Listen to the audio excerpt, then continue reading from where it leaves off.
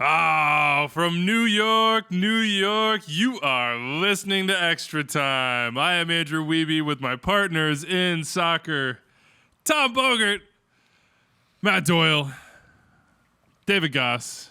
The mint is in the mug. I repeat, the mint has made it into the mug. I don't know if you enough time to finish my lifesaver. Yeah, you were there. Hey, what's up, boys? How's it going? I'm well rested. I'm a little punchy. You are well rested. I actually had to turn the volume down. Did you? On that intro? Yeah, you came. That was so one of my. hot. I was a very throaty. Oh, it was really. You could actually hear the ocean water. Right. I probably the salt is good. Yeah, it's all the maybe even grains of sand sort of. Yeah, you've been gargling brine. Yes, exactly. Yeah. Quahogs. Did you eat any seafood? I did not have a single ounce of. So seafood. you're just. That book is shut for you. No, it's not. It's not. I do enjoy certain things. I was in Cape Cod this weekend, thus the reference. Like he heard Cape Cod does a really fresh McDonald's fish fillet. So no, would never touch the fish fillet, to be fair. I will eat scallops. I'll eat oysters. Somehow we did not have any oysters while there. I'll put that down to my children's eating habits. Don't do fish. We'll eat shrimp. Yeah, that's about where we end. Octopus, like octopus. Was shrimp a lower class food that became rich people, or only lobster? Only lobster. My wife loves lobster rolls, and every time she gets one, I remind her that was Does she essentially. get Maine style or Connecticut style? What's the difference? Maine is cold with trash and mayonnaise on it, and not the one she Connecticut likes. Is served appropriately. It's with warm butter. Lobster drizzled with butter in a Portuguese roll. Yes. Yeah. That's the one she prefers. Yeah. She's on the right side of history. Maine lobsters are better. Connecticut lobster rolls are better presentation. Got it. Anyway, hey, it was a wonderful weekend on the Cape. I'll rely on all of you for the soccer talk. Catch me up, if you don't mind. Ben Reich, you might remember from San Jose, he had one season ticket. This is just to illustrate the importance of Extra Time and how we influence people from coast to coast and perhaps even farther. He's already on the hook for 2 next year, so we're there. Good stuff from Ben. Thank you so much. And Tom, you're on the hook for about 30 minutes off the top of how Neymar can get to MLS. I heard from credible sources that he's coming to NYCFC and or other places. Please explain how that is possible and why everyone who says it's not is wrong. I heard he's bringing a stadium with him. Papa so Stadium. He's going to start playing immediately. It's like remember that Vancouver stadium they started I on? loved It's that like stadium. Yeah. I loved that stadium. Steve Nash's own. Empire Field, I think. Empire Field. Yeah. My favorite part of the Neymar rumors was that article came out in France, and it was usually it'll be Galaxy, Miami, whatever, or Los Angeles, to say something like that. They didn't even go to that length. They were just so lazy. They were like, one of the LA teams made an offer for Neymar. Hey, al halal, while we're negotiating a contract, you better put a couple more zeros in here because one of the LA teams might be interested. We don't know who. And credit their lazinesss. Here you are clicking on that French article. And also, credit it worked because Al Halal did apparently add another zero. Did they need leverage for that? Do you get equally upset when you see a rumor that's like a Saudi Arabian club with no specific team name where you're like, yeah, like they're all the same thing? Do you get that upset? Yeah. Nice. Tom. He's a man of specifics. He's a reporter. Domino. The rest of us, not so much. Leagues Cup, we're down to the semifinals. Philadelphia, Miami. It's the matchup we all dreamed of on the banks of the Delaware. 7 p.m. Eastern, Tuesday night. Apple TV, MLS Season Pass. There was a little sarcasm in your voice. No. Okay. No. Yeah. Because we all, when we saw the brackets, we all thought, Miami really could come out of the South. Yeah, 100%. That one is set up for them. And then Philly were clearly favorites in the East, though they didn't really play like it. But this is what to be fair, all... we sort of dreamed this up. Yeah. I don't know if I was mocking the scriptwriter narrative or if I was just, making an inflection in my voice that was confusing. Yeah, you contain multitudes, yes, Andrew. Exactly. You really try to read me. It's not possible. I'm not an open book in that way. I believe the power went out in Chester, Pennsylvania. I saw that. Not at the stadium only, in the whole area. Yeah, I was trying to follow along on the MLS app, of course, and I was like, what's going on? Megawatt smile. Doyle liked that. That was a bit of a curveball. I like that. I like that we've thrown it back to 2012 Vancouver Whitecaps references now. Yeah, that's true. Maybe Querétaro was on the hook for the bill, but like Camilo, money never came. Yeah, you nailed it. Exhale. Gosh, hated that. Oh, Monterrey's hosting, and their team A. Nashville's hosting Monterrey, but Monterrey got by LAFC. In the end, that's at 9:30 p.m. Eastern, so you just go back-to-back on those. Of course, pregame shows, MLS Season Pass, and the wrap-up will catch you up at the very, very end of it. We've been wondering what happens to the CONCACAF Champions Cup spots because Monterrey's already qualified via their finish in the combined Apertura Clausura from last year. So there was some question marks. It was like, okay, well, did all three MLS teams just qualify for the CONCACAF Champions Cup, which is, of course, the new name and new format for the CONCACAF Champions League that we hold so dear to our hearts? But no, that is not the case. If Monterrey qualify via Leagues Cup, that next spot, the spot that they vacate that already hold, will go to León because León had the best combined Apertura Clausura standings there. So it could be Monterrey and León and two MLS teams.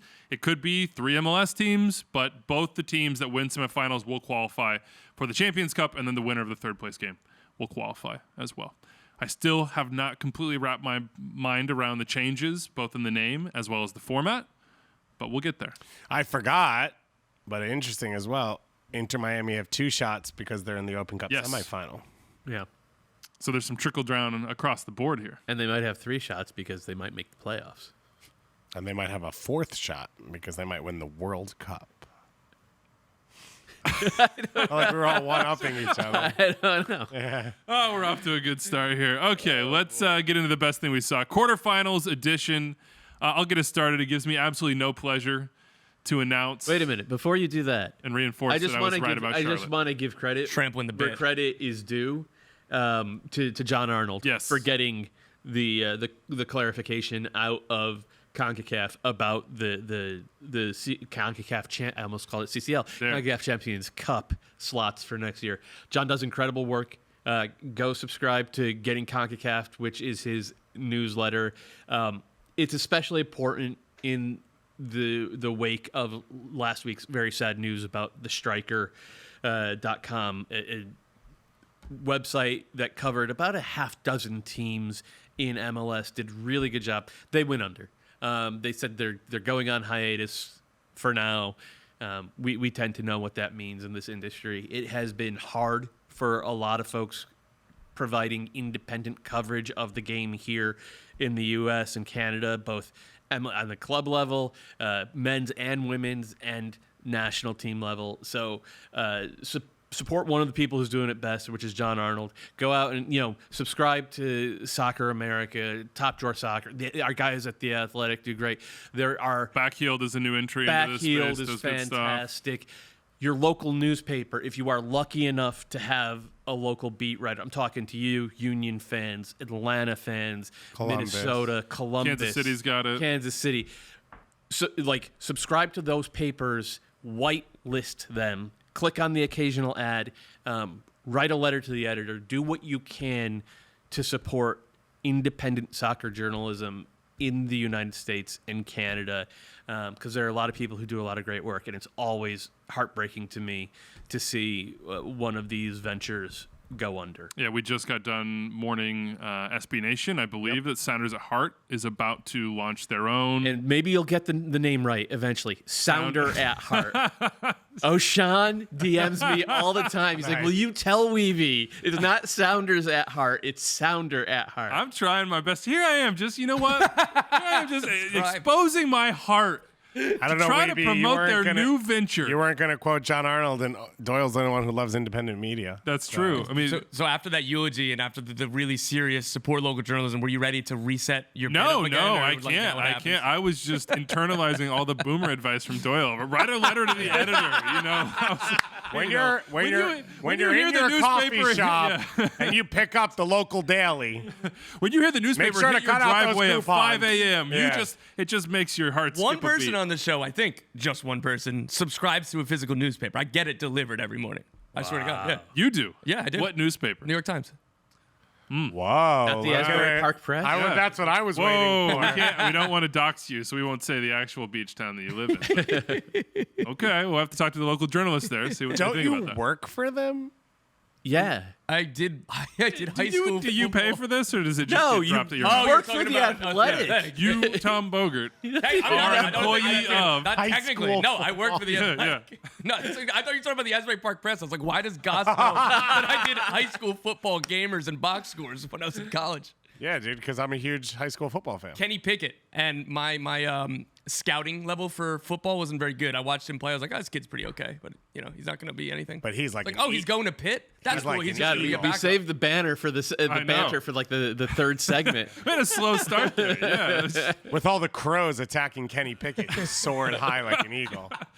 Well, all right. Let's go Jets. Yes, I agree with you. The John Arnold credit should have been given, and I have now docked myself demerits, though I give myself credit for being Legacy points deducted. a subscriber from He John. already gave himself the Yeah, points he- back. he Though. already- regained the points. I've broke even. Luckily, immediately. Weeby always comes in with excess points. Yeah. Well, speaking of, I It's said like it gives Kansas on the recruiting trail, just Yeah. the extra bags. me no pleasure to announce. You keep trampling the bit. Well, my NIL for this show is it's unlimited basically. It's unlimited. Charlotte, I won't kiss this badge because that would be disrespectful. But try to tell you, matchup was bad.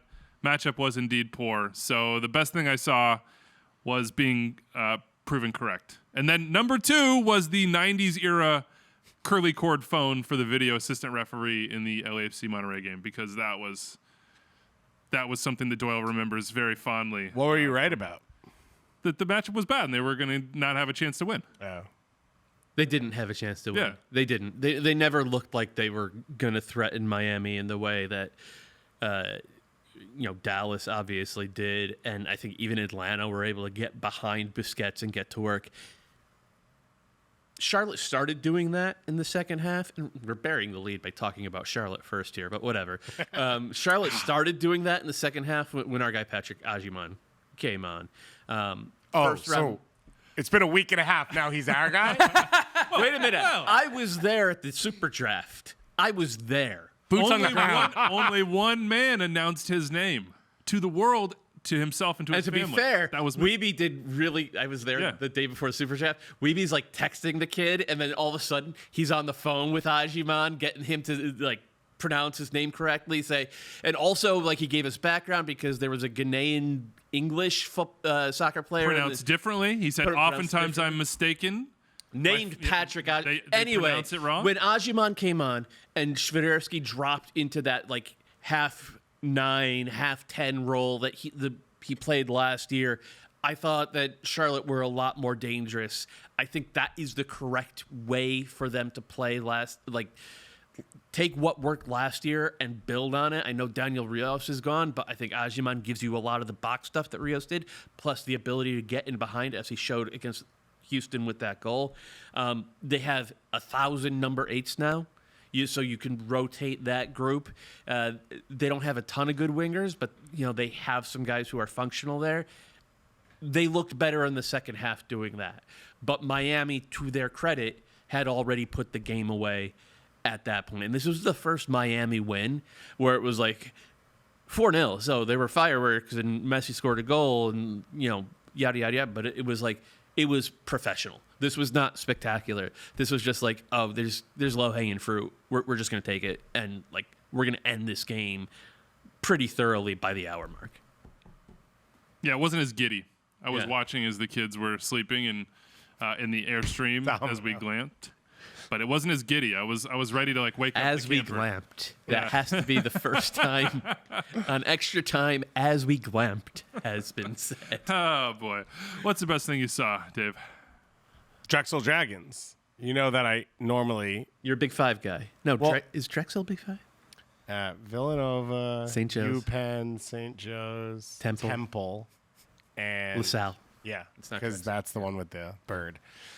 We got This there. is classic Tom. Drexel Yeah. though, forgotten. Yeah. Like, are Well, they? Are they not? St. Does Joe's anyone is the one care? with the bird. Yeah.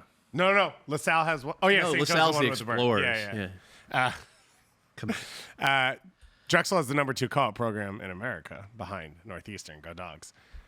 Obviously, I only analyze soccer through the CAA, and so it's good to see now that I know that the CAA stands above Liga MX. I like the idea of somebody on the other side of the world, listening to Extra Time for the first time, and David's making like mid-major collegiate conference references. With open arms, we welcome you, international audience, and those that only care about Lionel Messi. So Querétaro came into this tournament, and they're talking, they play Philly, then they have to play against Gustavo Bo and Carlos Gil.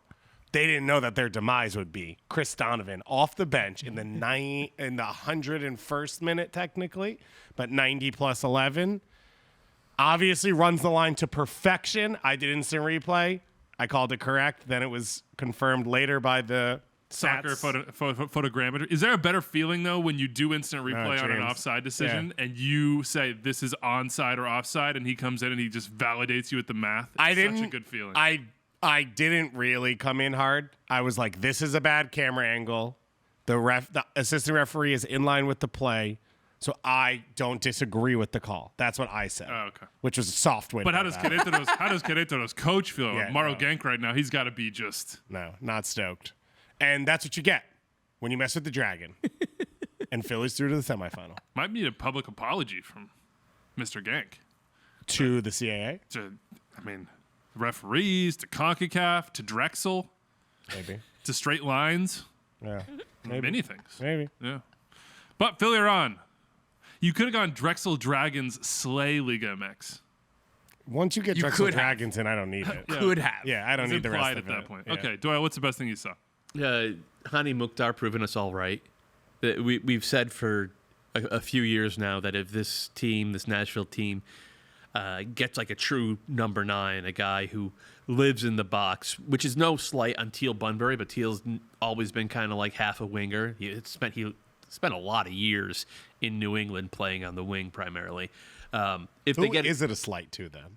It's not a slight. Well, there's been a lot of people who have played forward for Nashville. So over the last I thought few years. CJ did a good job with all the hold-up stuff, but feels CJ's, like Yonder Cadiz is getting Cadiz is getting murked here. Yeah. Ethan Zubak feels like he's not coming out on top. Poor guy. Yeah. Can't catch a break. No. For a long time, we all thought that Hany would hit an even higher level if he could play with a real box predator. And the early returns, they're early with Sam Surridge. But I think he and Hany have shared the field for about 65 minutes. And Hany's got a goal and 3 assists in those 65 minutes together, including the... it's 4 assists. Yep. 4 assists in 2 games, but Surridge wasn't on the field for the first half against Minnesota. It just... I didn't quite catch that. But I think Siri might be right here, because didn't Hany assist Surridge's header late on and then had 3 assists in this match against Minnesota United? What he's saying is that Surridge wasn't on the field for all the assists in the Minnesota game. Yeah. Sorry, Siri. Siri was about to explain that to you. Yeah, my bad. It just looks right. It's the type of center forward that makes the game easier for playmakers, for second forwards, and obviously that's where Hany has spent his entire MLS career. It has worked as a partnership even more quickly than I expected, though not faster than Siri expected. Yeah, that was... on an average day, how often is your That is phone flashlight on in your pocket? Never, and that is the first time that has happened. That is the first time that has happened. I confess up to being a frequent... But it I bet you it are. happens with my Flashlight guy. watch. Yeah. I'm surprised it doesn't happen with my watch more often as I'm sitting here talking like this. Yeah. That's amazing. Yeah. That was the best one. That was really good. It was a good bit. Woo, Tom, Thank you, best thing Apple. you saw. Best thing I saw, it was a bit painful as someone. Just check this mic. Yeah, my phone's good. Don't worry. Just checking on you. Tom actually just has agents on a call Yeah. the whole time. We So just they're saw listening text in. messages from 35 different sources. Yeah. It was kind of a painful one, but LAFC going up 2-0 over Monterrey, and then losing at the end, and the way that third goal went in, that was just CCL fever kind of all over again. The pre-Sounders era before an MLS team won. It just, all the pain, all the like trauma, PTSD of like, oh man, like they're really going to do it. They're really going to beat Monterrey. But you were ready. You know, like a fighter who does the whole thing where they Monterrey, get man. punched in the stomach over and over to train themselves. That's us with Liga MX competition, especially the big clubs. We're just ready for it. Monterrey is at a different level. You know, in this tournament, David and I just did the season pass preview for the Nashville Monterrey game, and in this tournament so far, MLS teams are 17, 12, and 12 with a +9 goal differential against all Liga MX teams except Monterrey. Monterrey, MLS teams are no wins, 4 losses, no draws, -7 goal differential. And they played this game with the equivalent of 3 DPs on the bench. And they're adding Tecatito now. Like, that's this team After is Sergio insane. Canales, they just added. Yeah, it's insane. It's an embarrassment of wealth. Like, And they have a 150 goals in 300 games goal scorer in Funes Mori. That their fans are like, we don't even like this dude. Like, get him out. Get rid of him, yeah. Do you remember, you were about 15, do you remember the RSL loss to Monterrey in the 2011 CCL final? not live or anything. Okay, because that was the first real gut punch Yeah. of the CCL era, right? Like MLS teams had been, you know, Well, I have my imaginary one when Brian Ching Houston against Pachuca, Pachuca in the 09. rain. Yeah. Brian Ching had an open header and he hit it Yeah. with his shoulder. But yes, you're right. Because, the like, initial gut punch. That was the Humberto Suazo era Monterrey team. They won 3 straight CCLs. He was Gignac before Gignac. Yeah, and RSL went to Monterrey and they got a 1-1 draw. Was it a scoreless draw or 1-1 draw in the first leg? I think it was scoreless. I think it was because a then scoreless- Once Monterrey scored, RSL had to score twice at home. That was the issue, was they didn't have any away goals. And then they drew 1-1 in the second leg, I want to say. And Fabian Espindola missed 37 chances. And Kyle Beckerman was suspended on yellow cards. That's right. Yeah. It was 2-2 in the first leg, and then a 1-0 loss to Monterrey at home. Okay, so the 1-0 at home would have won it, or a 1-1 1-1 at would home have, would have yeah. won it for RSL, and they hit the post I think 4 times. That was the first, like, oh man, this is gonna be so, like, this was so brutal. But hey, we'll be get back. there. We'll be back real soon.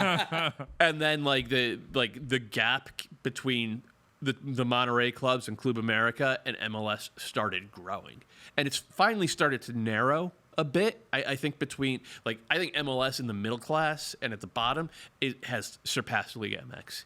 But that top 3 group of Monterrey, Tigres, and Club America, they're still at a level above, and this showed it.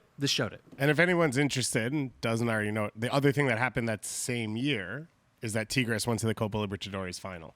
And that's why they signed Gignac and a lot of the players they signed, because their ownership was like, I believe it was already That set. was 15 when Oh, they 2015. It That was league, 15 when they went to and then they immediately signed Gignac. Yeah. and it was set that Liga MX teams were no longer going to be in Copa Lib. So it was like, we have one shot to win this. Yeah. And they spent a ton of money. And then Club America and Monterrey reacted by also spending a ton of money. Yeah. And that's when you said that gap opened up, which is starting to shift. It would be cool if teams played in Copa Libertadores again. Yeah, right. Producer Maria wants to make sure that we say Los Gigantes, Yeah. which is the Mexican fan base's term for the 3 clubs, the 2 in Monterrey and Club America. As opposed to Los Grandes, which are the 4 traditional clubs, which is Club America, Chivas, Pumas, and Cruz Azul. And those last 3 just do not compete at the same level as the Gigantes. To put it in further context, in the last 5 years, the Gigantes, those 3 clubs, have spent $10 million or more, and this is before the Tecatito thing, $10 million or more on 13 different players. MLS, 28 seasons total, 29 clubs have spent that much on 7 players total, and 4 of those are Atlanta. They're still in a different ballpark. They're still at the point where they could go to Seattle and go down 2-0 in 10 minutes and come back and smash them 4-2. They're still in the ballpark where they can, go to LAFC, who were the double winners last year and who have added a ton of talent from around the world, and go down 2-0 and come back and win 3-2 on the road after being on the road for 3 straight weeks. This is the tallest hill to climb in North American club soccer. 3 teams have a chance to climb it. I was going to save this, but I think we should just do it now because we're going to get back in MLS, which starts on Sunday. It won't be a Saturday night. That's when the Leagues Cup final will be after these Tuesday night semifinals, as well as the third place game. Big picture on this tournament. We've heard a lot from coaches, players, Liga MX executives, etc. A bunch of people saying, okay, well, this isn't fair, or change this. And I'm just going to take us into a vacuum right now. We don't control any levers, but we can talk about the game and what we like and what we'd like to see more of. And just as theory, is there anything you'd like to see change? And one of the things I think would be cool is to seed Mexican teams in a way that, rewards some of that dominance and acknowledges that there are huge fan bases across the country that will, for instance, pack a stadium from Monterrey. And if Monterrey is the best team in the region, and let's say you're saying defending Monterrey champion, finishes as Clausura champions, they get to choose a neutral site where they are the host that'd be until dope. they lose? Yeah. But in the U.S. or in some way Canada. of seeding between the two. Interesting. Maybe it's like, hey, just for the I group wouldn't stage. hate that. Yeah, that's You're in if- Houston, or maybe it's if you're You can if you're America, we're going to LA, or hey Tijuana, you did really well and you got seeded and via Leagues Cup results as well, because I think you got to bake that in. Okay, now you're saying we're in San Diego because Right. look, it seems pretty clear that Liga MX, at least the top of the structure as far as executives and all that, they want to be in the United States and Canada for these matches. Yeah. It's part of the draw for them. It's not just a competitive thing. Like, they would like to be here for business reasons as well. You have to acknowledge that is a reality. I think it'd just be cool to give them a little bit more, a little bit more reward for how they've performed and like the stature and everything else. I don't disagree with that. That would be cool as hell. And you could, figure out which MLS teams aren't going to be hosting anything because they finished bottom of the table. So, like, okay, Toluca claims Denver as their home for the term. I think that's a really good Also, idea. there's a competitive aspect for MLS teams too. You want to host games? It's the same as the playoffs, man. Like, win Yeah. games, perform, be at a competitive level that's greater than those that you're competing with. I think that is healthy for the tournament overall. Would it be cool to play some games in Mexico? Absolutely. I think that would be really cool, but that's just me as a person who likes this region, likes Mexico, likes the soccer culture there, would love to go to a game, see that game played, would love to see MLS teams tested in that way. But I'm just trying to find a way under the current structure that would be a little bit different. And also so we don't hear as much complaining. As someone who loves culture, or soccer in this region, the culture of it, we are 90 minutes away potentially from Lionel Messi playing in like Tegucigalpa. That is the dream. Yeah.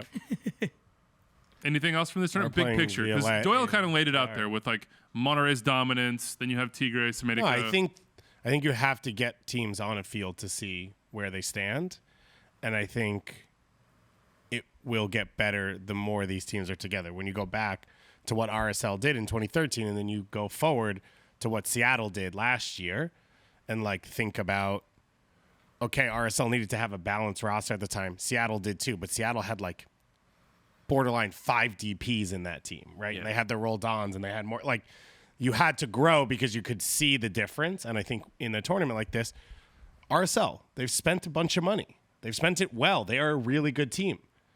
They got sliced by Monterrey. They lost again to LAFC. They now, I think, knowing where the gap is can help you put your finger on what's the next steps and how do we get forward and how do we get better. And so I think being on the field and being in these moments is big. And I also think we're going to start to see a closer connection of, like, there was a phase where Lucho Acosta was going one way, Edson Flores was coming the other way, and Lucas Eliran, and I think that's good. Because I think there are a lot of players in both leagues who would be more successful in the other league. And so I think Leagues Cup is a chance to see those players on the field against your players and be like, maybe we don't need to go to the French second division to find a right back. And I think Liga MX teams saying, like, maybe we don't need to go to Brazil or Argentina to find our next center forward. It's also that, and it's the relationships as well. Tim Bezbatchenko talked about this during his time at Toronto. They played against Tigres in the Champions League. Yeah, the CCL fever. I got the CCC in my head now. Yeah, we're going to have to figure that out. I still think we got a Triple C. Like, I don't know. CCL fever still has to be grandfathered in. Campeones at campeones, campeones. So Tim Bezbatchenko talked about this, that he started relationships with executives at Tigres was one of the places that he spoke about, because then when he was in Columbus, the deal to sign Lucas Elarayan, he was like, it was really easy because we knew each other well. And these relationships were built from my time in Toronto, going to the Champions League and playing against these teams. So in addition to, oh, wow, like that right back that we might not have scouted, he's really good. Maybe we should try to sign him. But also you can call the sporting director for Tigres. You can call the sporting director for Club America if you start to have those relationships, and that makes deals easier. It just sounds like an argument for expanding the League's Cup to include the top half dozen teams from Brazil and Argentina. And, I saw some Colombia. of those headlines as And well. probably any team in La Paz. Yeah, right. You got to go to altitude as well. Should we have Houston Dynamo 2 in there? I mean, you saw what they did to the Rapids first teamers. Shout out to Colorado Rapids, too, for clinching a playoff spot for the first time ever in MLS. One more point I want to make from a Liga MX perspective. This was actually kind of a fascinating tournament. Not only because it's always fun to watch the two Monterrey clubs do what they do, and not only because you get a feel for how misdirected some of Club America's decision making is with regard to roster building, because how do you not have a backup number 9 when you have all the, but also because Pachuca were the number 1 Liga MX team. They were the team with the bye. Pachuca's actually the most successful Liga MX team of the past quarter century. 7 Liga MX titles, 5 CONCACAF Champions League titles. They won Copa Sudamericana. They're the only CONCACAF team ever to win a South American tournament. They do it differently from the Gigantes. They do it by developing players from within their academies. And we saw Santos Laguna, who's also a super successful club of the past 25 years, and Pumas, who are one of Los Grandes. They also went all in on their academy system as well. And we're starting to see more of that from Liga MX clubs because they just can't compete year after year financially with the Gigantes. So they're saying, okay, we have to do what Pachuca does. And it means you're going to have some moments where you sell, right? Like Chucky Lozano and half a dozen other players that they've sold over the past few years, where you sell and you're going to bottom out and you're going to lose in the first round to the Houston Dynamo. There are going to be lower lows, but we've also seen really high highs from Pachuca. And the knock-on effect, we've all, I certainly have had some fun at the expense of El Tri over the past 4 or 5 years as the talent pool has kind of taken a nosedive, and there aren't guys really in that age 17 to 22-year-old group who look like they're going to step up. Like, they might be looking at a lost generation. But below that, with the investment now coming from Liga MX teams in rebuilding their academies, and David's probably better to speak on this than I am because he does GA Cup every year and he has more familiarity. El Tri is going to come roaring back by the end of this decade. Like, they are going to have so much talent because of these teams. There you go. Sounds like Doyle's planting a seed there. I mean, I'm admiring. I really admire the way teams like Pachuca do their business. I think Pachuca, their blueprint, like, yeah, you're going to have occasional seasons where you go into the toilet a little bit because you have to sell. But they have such belief in their ability to develop great players, guys who you can sell for 15 or 20 million, or more important, I don't want to say more important, as important, guys who will be lifers and who will keep improving the club and set the floor at a level where you're never going to completely lose relevance. It's like they have clarity, they have vision, and from a Mexican perspective, it is great to see so many clubs in Liga MX now following that blueprint. Play your kids. Hallelujah. How do you say play your kids in Spanish? Praise be. Maria, get in my ear. How do you say? Jugar sus niños? I don't know. She's going to have to correct me. Yeah, that's probably, she's telling you. Jugar los niños. Okay, so Yeah, close. the conjugation escaped me there, but the general words were there. All right, let's talk about the actual games. We've got a funny email on that coming up. Inter Miami 4, Charlotte 0. 5 games, 5 not wins. I guess it's 4 wins in regulation, 1 in penalties. We'll give Dallas the credit on that one for Messi and Miami. 8 goals for Messi. It looks like he might not get a goal in this match. Then lo and behold, he stood in the middle of 5 Charlotte defenders, was not marked, and Leo Campana looked down, looked again, looked down, looked again. He's still open. Okay, I'm going to pass it to his foot. Messi scores it. Rank the tests Miami have had so far in this tournament, Dave. Not Philly, not including Philly. Well, you can you can say where you think Philly On ranks paper, at the end. Philly will be the number one. hardest. Right. But we have Charlotte, that's a 4-0 win. We have Dallas, that's a 4-4. Orlando City, it's a 3-1. Those are all in the knockout round. And then Atlanta United 4-0 and Cruz Azul 2-1. Dallas by far the hardest. It was the only away game, and Dallas was and is the only team on that list that it keeps their lines tight and plays coherently from front to back. And they still gave up 4 goals. I think it's a in little the harsh. That's a little harsh on Orlando. Yeah, okay, I that's think fair. I think it's Orlando for me. Orlando at home and Dallas on the road. Dallas is a tougher team, and I think Dallas, is going to move forward the way we saw them play in that game and be more dangerous. I think Kamungo's helped with a bunch of that. I think Jesus at right back is helping as well, and now another defensive midfielder maybe can change your shape. I think Dallas is the toughest one. I would put Orlando right behind that. I would put Atlanta behind that. I would put Charlotte there, and then Cruz Azul. That was the first game. Messi didn't start. Busquets didn't start. Blah blah blah. Cruz Azul is terrible. So I don't know, but that's a toss up with Atlanta. Does that Yeah, sound right? I thought Atlanta. It was an easier game for. I don't know how to put it. Like Charlotte and Atlanta were both like dominant wins for Miami in different ways. The Atlanta game, it felt like once Miami started trying, Atlanta had no chance. And the Charlotte game, it felt like Miami knew within 5 or 12 minutes, I guess, is when they scored their first goal. We don't really have to get out of third gear for this one. So those two, I think Cruz Azul was at that level roughly when Messi came on. Dallas and Orlando City a tier above, but yeah, like the Union should be the best. Yes. This is I guess along with LAFC, but this is the best team in MLS over the last 5 years, year to year in Philly.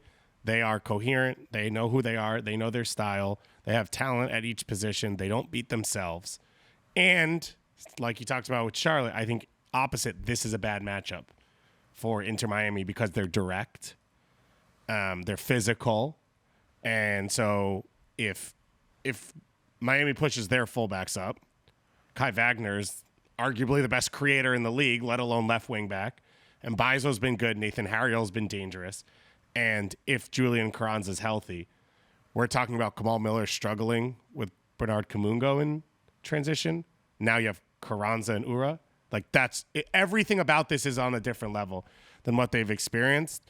And while Philly hasn't been excellent in the 3 knockout games they've played, They've been poor by their standards. but those have been all 3 teams who wanted to kill the game Yeah. and didn't care what it looked like. Yeah. So if Tata Martino is going to change everything about what this team's done so far, then fair on Miami. If Miami's going to sit 11 behind the ball and say, we don't care what this game looks like, we're here for the results. Yeah, I don't think they're going to do that. So I don't see a world in which Philly doesn't look more like the group stage team that scored 8 goals in 2 games than the knockout team that has been forced into penalty kicks twice and won 2-1 in stoppage time. Would you still feel that way if I said Julian Carranza is not starting? Grade 1 hamstring strain, says Jim Curtin. It is, quote, the best news they could have gotten on the injury itself, and Carranza wants to play a role in some capacity. You read through the smokescreen there. That's not even really a smokescreen. In some capacity means that he's not going to start, I would think, Tom. That's the assumption, yeah. Yeah. But Daniel Gazdag is back and no restrictions. He should be starting, which is huge because it doesn't.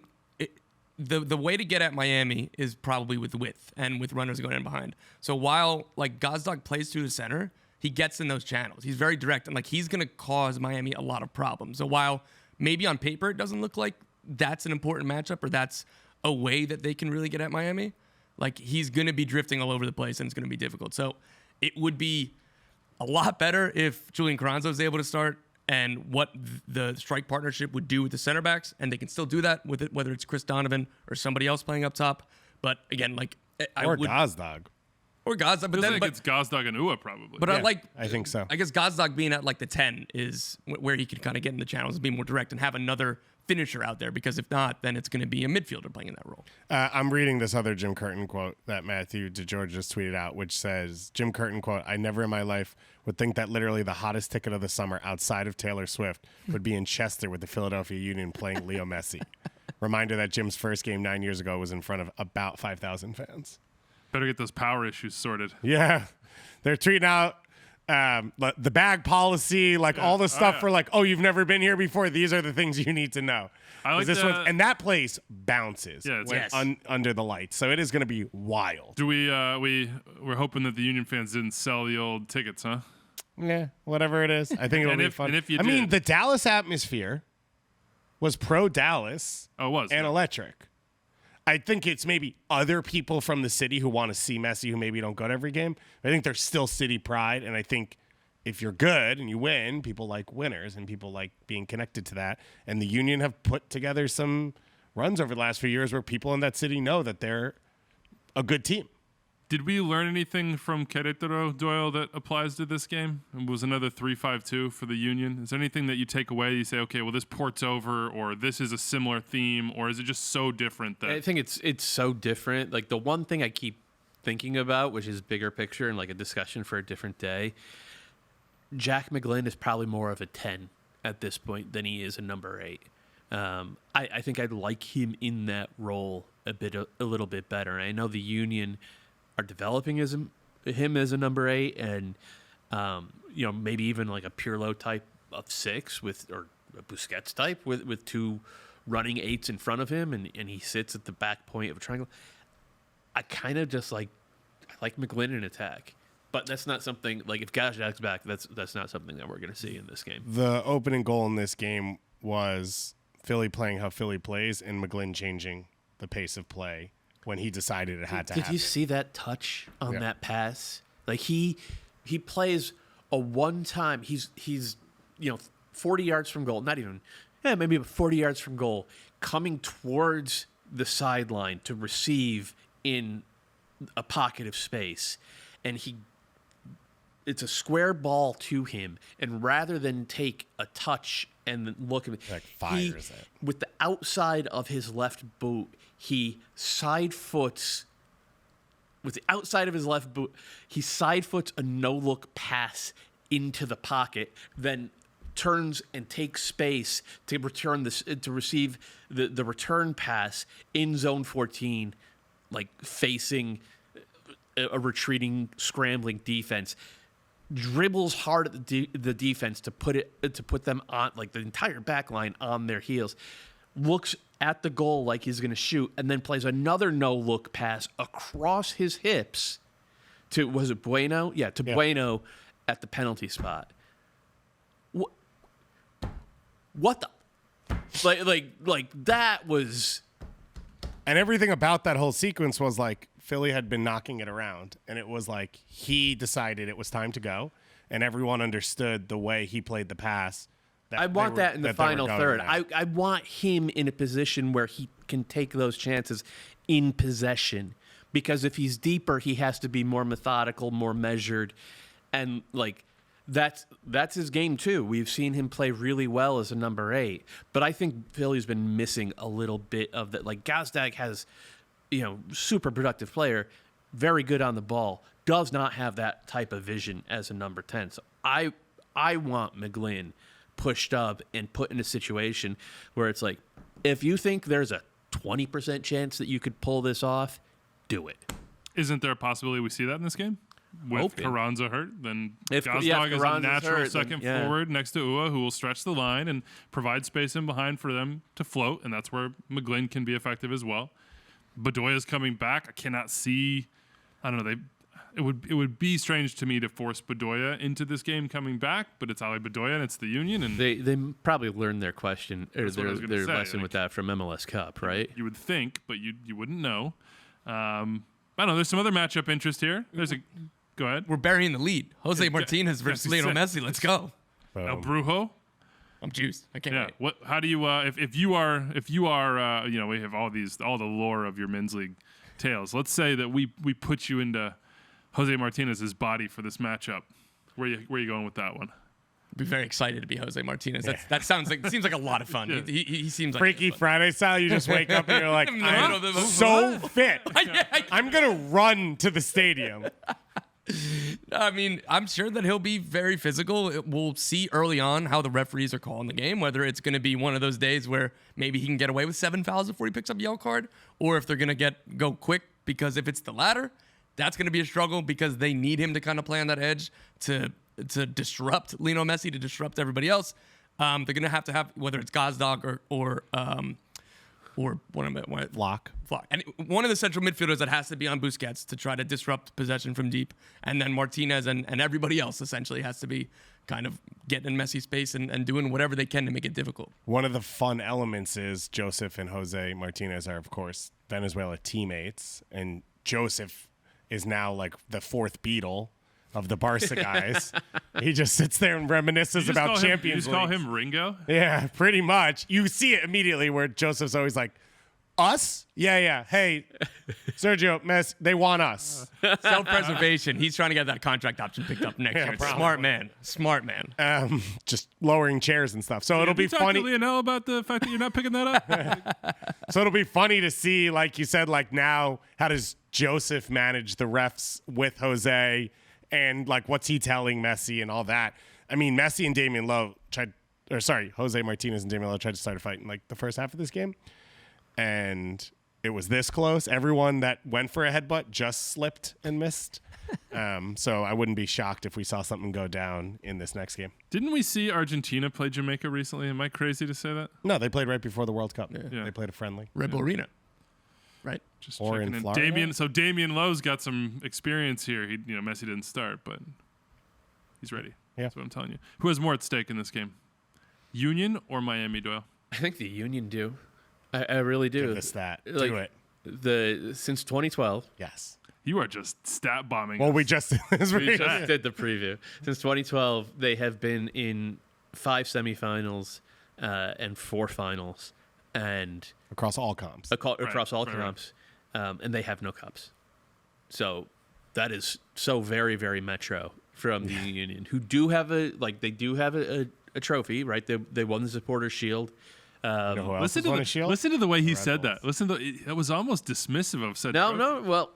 no. They do have a trophy. That's a trophy. The Supporters' Shield is still my favorite trophy. Can't But, drink like, out of it. I mean, you could. You could. Yeah, you could. I wouldn't. Yeah. It's more of a charcuterie board. And Jim Curtin said that before this tournament, like, yeah, we're going for it. We have a really good chance at getting this done, and they do. But if you look on talent, like overall talent, I think the Union have the fewest match winners of any of the teams left in this tournament, and that includes Nashville. Okay. Ooh, well, I don't know let's about yeah, that. let's just rank that. Let's dive in there. Hany Hany, trumps. Walker, Does Zimmerman. Hany count as 2? Basically, over the past couple of years, he has. Well, if Carranza Wa- doesn't start, that's tough. Well, hang on. Walker. Yeah, And who else? I mean, I think Dax is there still with his passing. If Dax is there, then Jose Martinez is there. Oh, that's fair. That's fair. Andre Blake's there.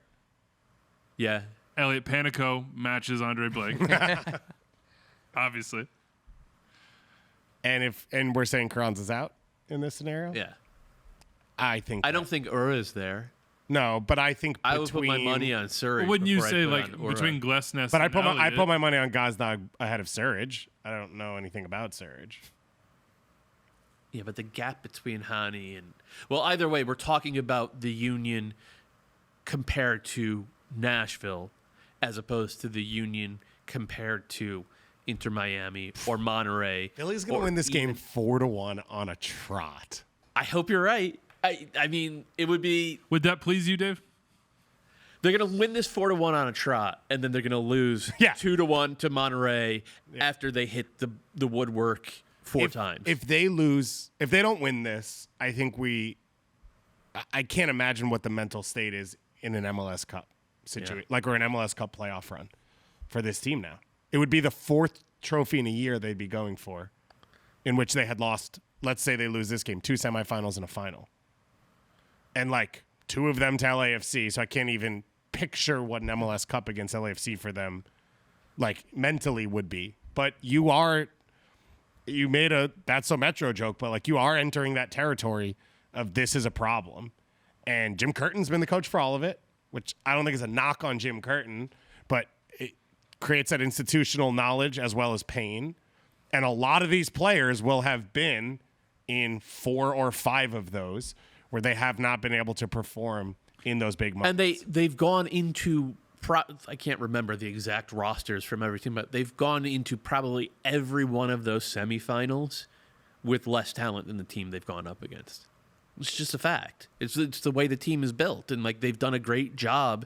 It speaks to, I think, Curtin's ability as a manager, developer of talent, to get this team to be so consistently good. And it speaks to Ernst Tanner's eye for, bargains like Jakob Glesnes and Jose Martinez and, Olivier Mbaizo, Kai Wagner. They've done amazing work.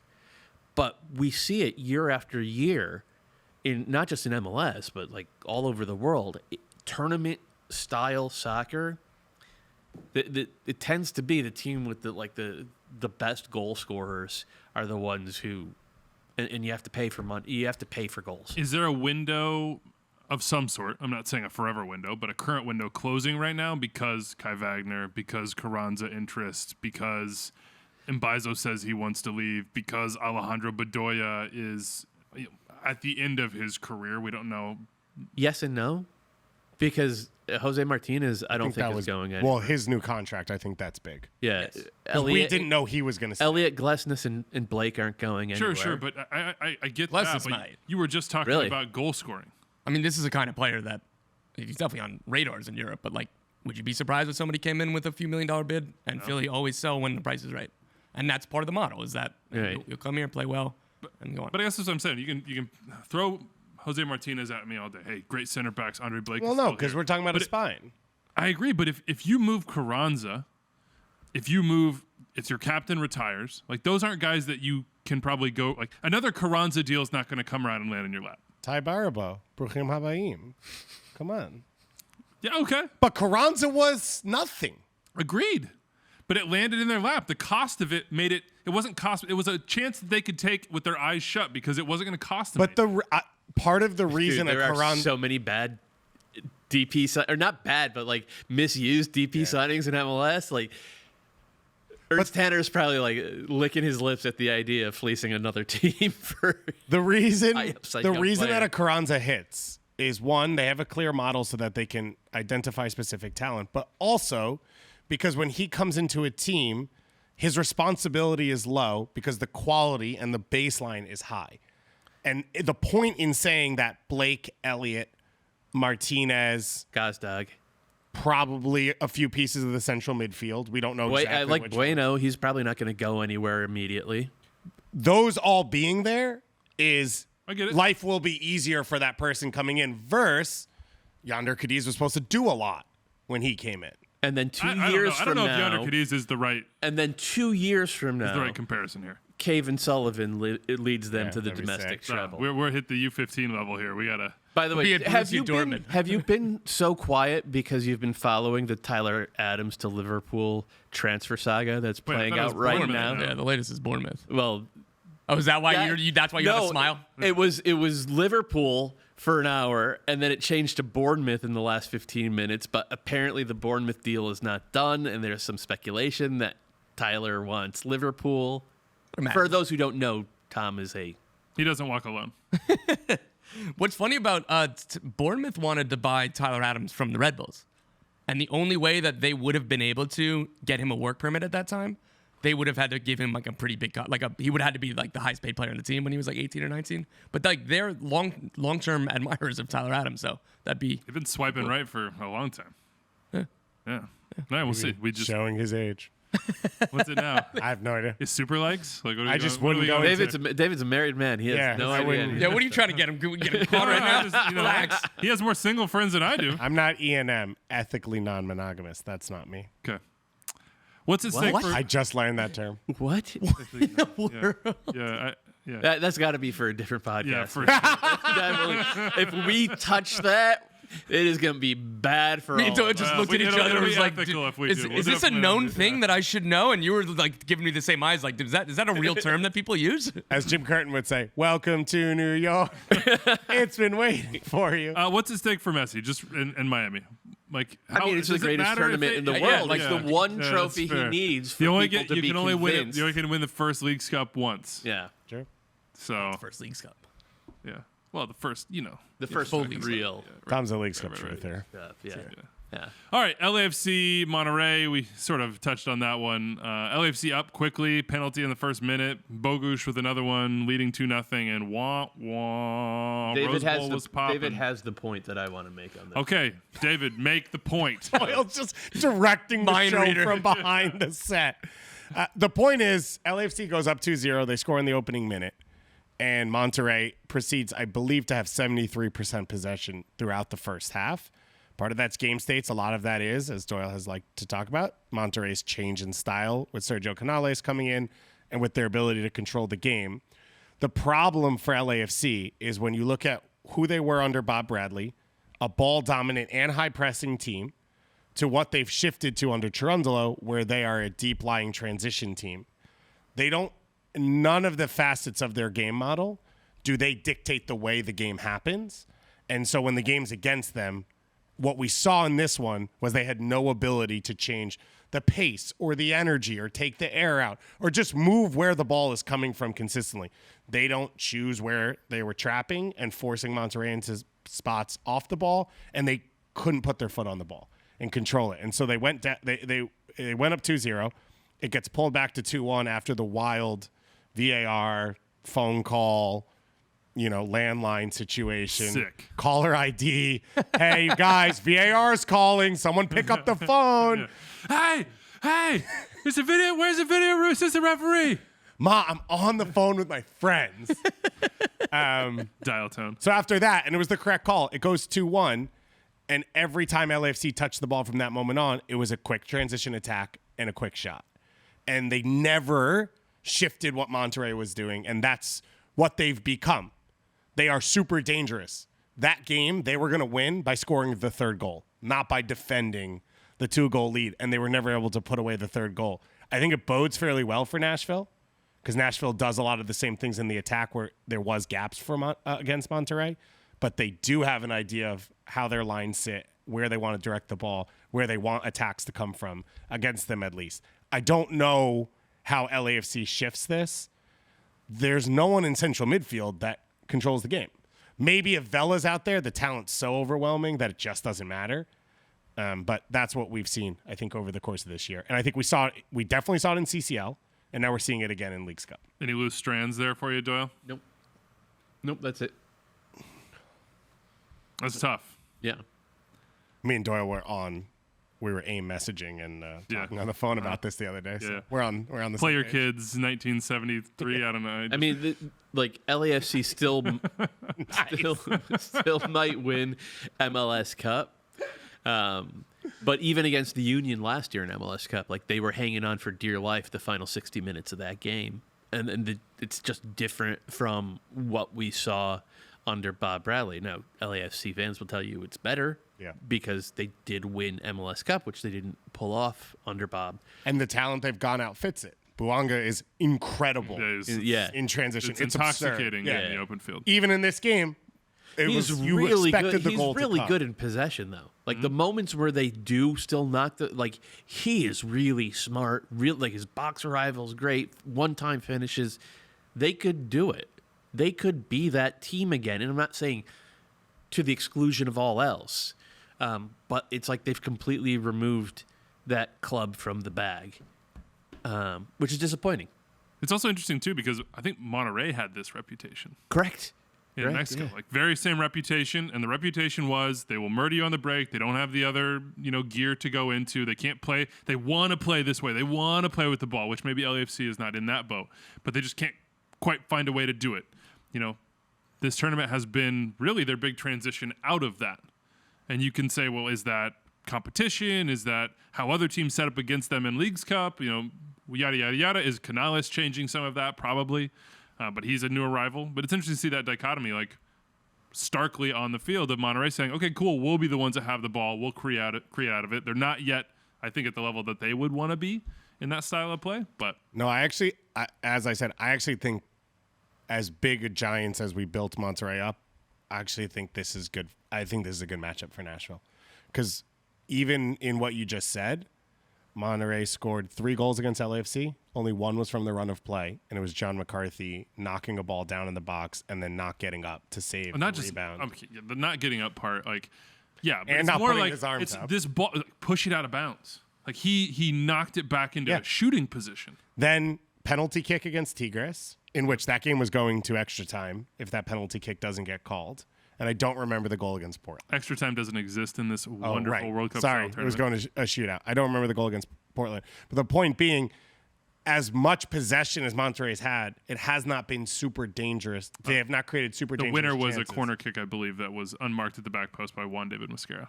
In Portland? Right. And the second goal was a corner kick flicked on in this game against LAFC. So I don't think Nashville will give up those chances. They were broken down by Club America a couple of times, but that is a team that I think is more dangerous with their possession. So I like this matchup. I think you were going to see Hany float out left like where Bouanga was, and that's where he's created the surge goal against Just fall in Club the wake America. of our guy, Jacob Schaffelberg. Yeah, exactly. Just a human plow, just creating He's folds the for Hany to plant in behind him. the dog sled. Yeah. Going at Nova Scotian dog sled going out in front of you. Yeah. Speaking of Nashville, Minnesota United. Tough. Laid down a little bit, huh? Tough. Yeah, that's not great. Early red card will do that. So I don't think that Will it, though? Did it have to? didn't have to be that bad. Yeah. But I will say the game, everything changed. And I will say, again, like, that's what you have to do against a team when you're a man up for so long.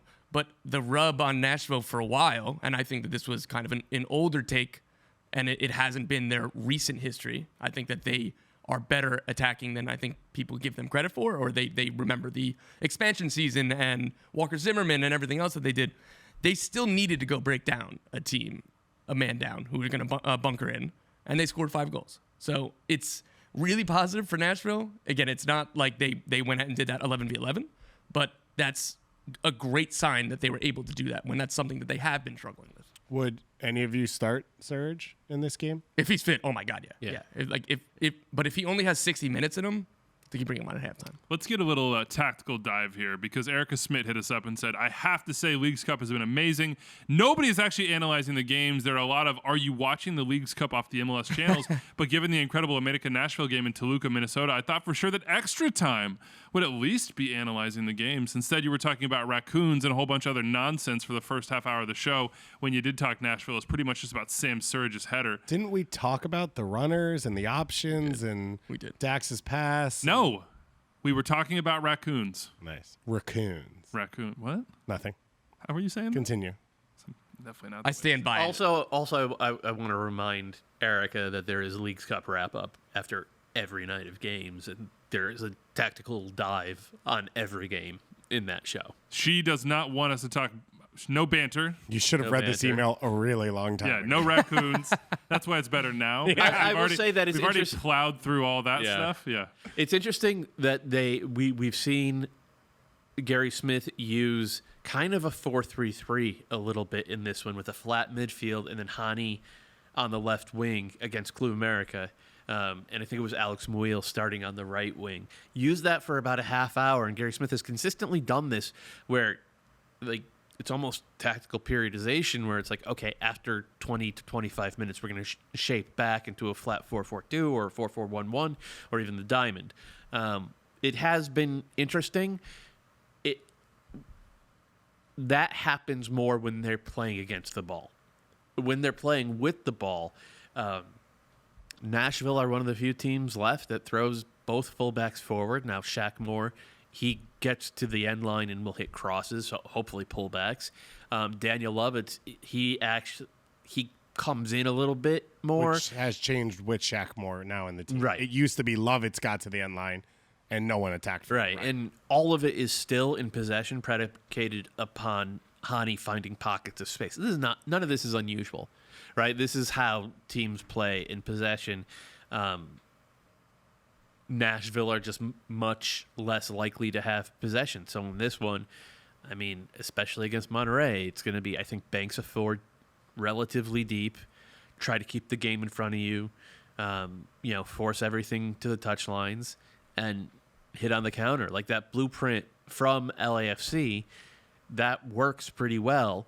You just have to have the ability to put your foot on the ball at some point and make Monterrey uncomfortable, and LAFC stopped doing that. The one wrinkle and you talked about the segments of the game, they came out, and I think, as Taylor mentioned on the broadcast, Gary Smith said we wanted to punch Club America in the mouth early. Yeah. And that first 15-plus minutes, that game was fun. yeah, and they were the ones progressing the game, and they created two good chances, one off a set piece, but one out of the run of play. I would be surprised if they did that against Monterrey, because I think what we talked about, Monterrey's comfortable against the ball where Club America aren't, because they're never like that. And I think that game plan was like, let's make them uncomfortable early and show them that this isn't going to be their game model for 90 minutes. I don't think that Monterrey would feel that if it happened. So I don't think it's worth the risk of like, well, let's open up. But if you go down 1-0, then you're in trouble. So my expectation would be Nashville won't do that in the opening 15 minutes of this one, which also could go to Surge off the bench. I've been very impressed by what they call the renaissance of Dax McCarty. It's not a renaissance. He just keeps Always doing been here. Dax stuff. But him and Anibal Godoy, I remember when they signed those guys thinking, how long, what's the half-life here? Yeah. Just And based the on answer age. was 6 years. Yeah. Forever. It's like Right. And adding Sean Davis to that mix as well, because he could fill in for either of them. You could argue against certain teams he is the preferred starter. He could play back point. He could play either shuttler position. That's why you flew the PJ out for him. Yeah, right. It was a really good signing. It remains a really good free agency signing. All right, big matches coming up here when you have Alex Murillo playing prime. Oh, we only have two left. Yeah, I know. Well, no, three. No. Well, we have Two, four, but I four. meant there are only two this round. Yeah. That really happened It's fast. really winnowing down. We went from the insanity of like 16 matches over 3 days to this is the payoff at the end. Philly, Final Miami. Four. What? It's the Final Four. I don't think you could legally say that. Yeah. There are there are 4 teams. Finalissimo Cuatro. Philadelphia, Miami, 7 p.m. on Tuesday night. Monterrey, Nashville, 9:30 p.m. Eastern. It is midweek. It's not MLS, but it's Leagues Cup, so chaos should ensue. Should be a good time. Let's get some transfer stuff going here. Tom, this is your crack the knuckles, prepare yourself. Let's start with Thiago Almada de Almeria. What do you think about this one? Do you think that this is real, or do you think that this has any chance of being accepted? A $10 million bid for a player they bought for $16 million who has went and won a World Cup and continued developing? 50% sell on Tom. You think 10 minutes could be enough? 50% in 2 years could be a $50 million. Was this where Brian Rodriguez went on loan Yeah. and then never played? Yeah. Oh, And yeah, I part of forgot that deal Probably- was a purchase trigger clause. It wasn't an option. And if they got promoted, it was like, Almeria's over here like, guys, wink, wink, wink. Just send him over on loan. Yes, $10 million. We got you. we really want to get promoted, but we clearly don't rate this player, and we don't want to trigger this option. No, I'm not putting much stock in Thiago Almada. How about Cade Cal to Bologna? Those are real talks, and Bologna have had at least made 2 bids, or they've been in active discussions, is what it was described to me as a couple days ago. ESPN's Jeff Carlisle came out and gave some details. I believe it'd be a loan with a purchase option.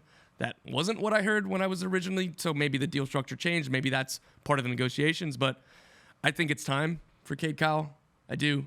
Like, if he's going to take the next step, which I was hoping to see more from him this year, his athleticism is still so alluring that I think that he's going to keep getting these chances. But this season, I was hoping to see a growth in that kind of final ball, in that final action, and just kind of hasn't happened yet. So I think It's worth noting that everybody in the attack for the Quakes, other than Christian Espinoza, has taken a step backwards this year. Yeah. It hasn't been a great attacking year for the Quakes, so it is disappointing. Cade Cowell, he didn't look out of place with the U.S. in the Gold Cup, right? And as you said, high-end athleticism. He has the ability to hit line-breaking passes. He has, good feet, though he has not turned that into being an effective dribbler at all.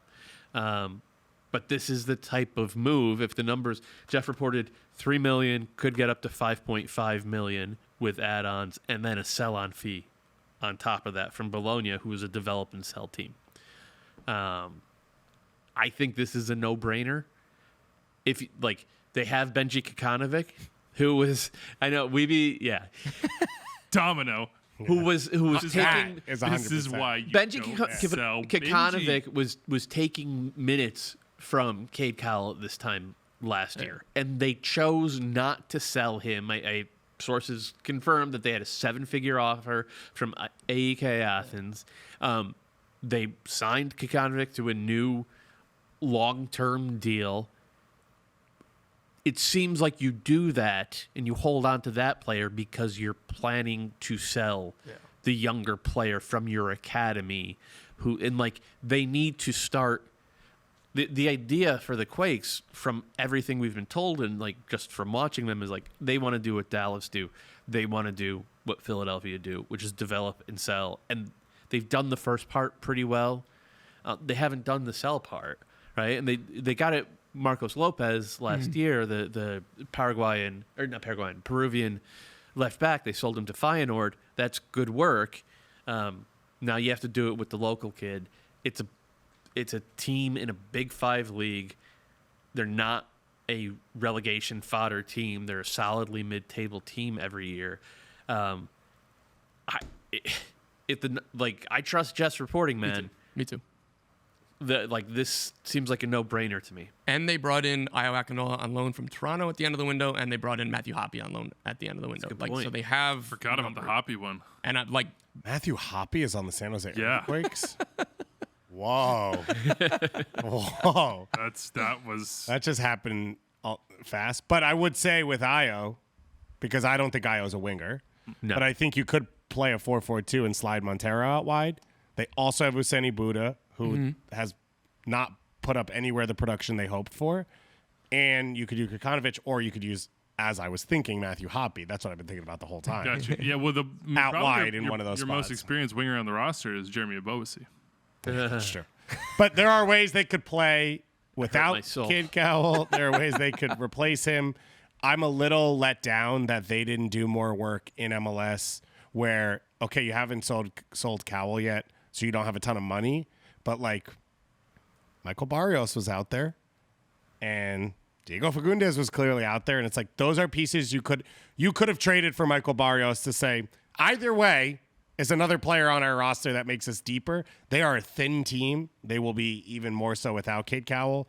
But if you get an offer like this for a player who I think someone said the offers could be there later, I'm not sure. If his game does not continue to develop, I don't know that an offer like this comes around. And I do think if he falls into the right team where they use him as an outlet weapon, but they don't play through him in possession, that he could look better maybe in another league for another team than he does for San Jose. Most of the clubs that Doyle mentioned, of the Dallases, New Yorks, Phillies, they often get a sale early that's a little bit of a fake one, of Matt Miazga, where Red Bulls have a pipeline. Matt Miazga was not really a part of that, but you get that one out early. You put your name on it. Weston McKennie sort of is connected as one of those for Dallas. Dallas actually has other ones. Zendejas was one of those of you put your name out there, you put your flag out there. It's not really the pipeline that a Cruz Medina is now following, but you have to start somewhere, and that's often what these clubs have done. How about, speaking of Dallas, quickly, Jesus Ferreira. Cadiz, did I hear that? Did I just read it on Twitter? Was I scrolling Reddit? I don't know. I do know that there are teams interested in Jesus. Club America had been before they bought Quinones. They ended up going in that direction. I know that there's been Spanish and Italian teams interested in Jesus. I'm not sure what Cadiz's spending power is. because that might be because What sort of spending power do you think they would need? it's got to be like 8 million, I think, and then probably throw a sell on top of that and maybe add-ons. But like I don't know. I'm not familiar enough with their recent transfer history. Cadiz looks sick. Just like as a town, as a place, as a general concept. That's a concept. I think I'm close to the Straits of Gibraltar. You get in for this one. Just not geography. All right, that's it. I'm calling it right here. We'll finish with Rashad. It's an old Phoenician settlement. Oh, It's a is little it? strip of land on the coast, port town. Whoa, man. Yeah. You just made Abner so happy. Hitting all the buttons. Good morning from Rashad. Love the podcast. I have a question for you. As hip hop officially celebrates its 50th birthday on Friday, August 11th, do you have a favorite hip hop moment in MLS or a favorite connection between hip hop and Major League Soccer? Keep up the good work. Well, today, Goody Mob was part of the new ATL jersey drop, so that was just today. I was going to throw out there Drake recruiting Jermaine Defoe. Also, Bernadeschi and Insigne fighting over the OVO. At least. That was like, that's kind of a cursory connection, but I liked that one as well. Yo Gotti owns part of DC United, so you got that. Anything else we got from our... Big Boy loves Atlanta United. He does. Him and 2 Chainz do the spike a lot. And 2 Chainz Andre, performs. not into that? I don't think Andre 3000 likes being in front of people. Oh, so that wouldn't That's be his part thing. of his thing. Got it. I believe Mike Jones. Mike Jones. I thought you were going to do it for me. I'm gonna trample you. There's something with Mike Jones and the Houston Dynamo. I don't know if it's official and above board or I just got someone's copyright things in trouble. There's something going on there, and maybe one day we'll find out what it is. I thought... What? Was Bun B involved With the Houston Dynamo? I guess the Houston Dynamo they roll deep. So Yeah, it's I hard to know. thought UG. I'm gonna just UGK Houston Dynamo. Any other ones? Isn't Macklemore a part owner of Seattle? Okay, yeah, we got that. Yeah. I go all the way back in, I want to say 97 or 98 when MLS was on a different channel distribution partner. They would run promos for the Saturday night late night games. MLS Party is what they're called. And there was That one. sounds tight. I there had was- no idea that existed. There was one We might need with to do something with with that. Run DMC, and it was like the commercial was supposed to be set in like a nightclub, and they're just talking with Tony Miola, Mike Burns, and Mauricio Cienfuegos, and you like the camera is like panning around the room, going from conversation to conversation. It just stops on Run. I think it's Run talking to Mike Burns. He's just rhyming at Mike Burns. Sorry, say it again. Run talking to Mike. To Burns. Mike Burns, yes, the future New England Revolution GM, Mike Burns, and then he rhymes. It's cool. Yeah. And then like Mauricio Burns is a good Cienfuegos, one, yeah. and all right, and Run's like, all right, who's next? And Mauricio Cienfuegos puts his hand up, and he's like, Cienfuegos. What rhymes with Cienfuegos? And like the camera cuts away. So for MLS fans of a certain vintage, Old heads. what rhymes with Cienfuegos? If you say that to like someone over 40, if you say that to Elliot Tomes, 100%. he will That's the only person I 100%. know. He will 100% know what that means. Charlie Fiction. Yeah. All right, that's it for us. We will be back on Wednesday. Can we do predictions? We haven't done that the whole Yeah, time. we haven't. There's We too have. many We have games. somehow avoided that. Shoot. Philly, 2 semifinals. Nashville. Oh, Wow. Philly, Monterrey. Miami, Monterrey. All right. Thanks for listening. Yeah. to Extra Time. Hey, where you at? I'll say Philly. Nashville. Interesting. All right, that's it for us. Enjoy your week. Tuesday night, League Cup semifinals, MLS Season Pass on Apple TV. Tune in. We'll see you on Wednesday. Adios.